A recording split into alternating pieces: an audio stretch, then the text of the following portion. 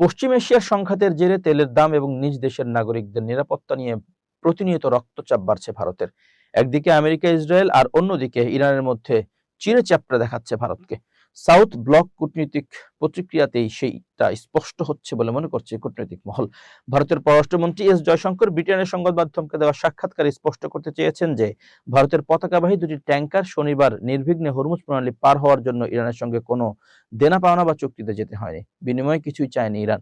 পশ্চিমকে বার্তা দিয়ে জয়শঙ্করের বক্তব্য, এটা দেনা পাওনার বিষয় না, আমাদের একে অপরের সঙ্গে বোঝাপড়ার ইতিহাস রয়েছে, তার ভিত্তিতে ইরানের সঙ্গে কথা বলেছি। হরমুজ জট কাটাতে কূটনীতির উপরেই জোর দিয়েছে জয়শঙ্কর। তিনি বলেন, আমি ইরানের সঙ্গে কথা বলছি এবং এই প্রক্রিয়া ইরানের সঙ্গে কথাবার্তা চলছে।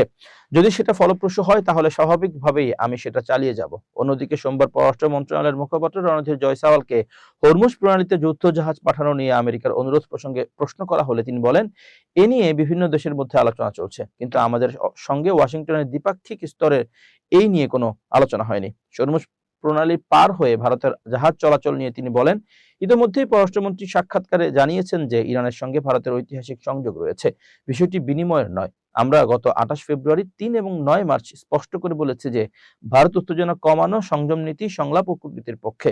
পাশাপাশি সব দেশেরই ভৌগোলিক অখণ্ডতা এবং সার্বভৌমত্বকে সম্মান করতে হবে।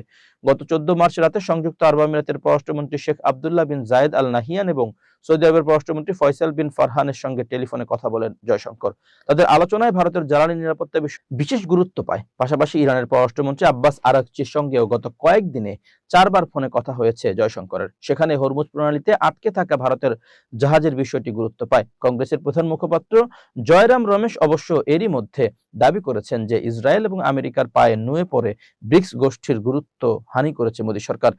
তার কথায় 2025 সালে ইরানের উপর আমেরিকার হামলার পর যৌথ বিবৃতি দিয়েছিল ব্রিক্স। সে সময় ব্রাজিল ছিল ব্রিক্সের সভাপতি, কিন্তু 2026-এর সভাপতি ভারত সেই সাহস দেখাতে পারল না। জয়রামের অভিযোগ, ডোনাল্ড ট্রাম্প এবং বেনিয়ামিন নেতানিয়াহুকে খুশি করার জন্য নরেন্দ্র মোদী ব্রিক্স সভাপতির গুরুত্বকে অবমূল্যায়ন করেছেন।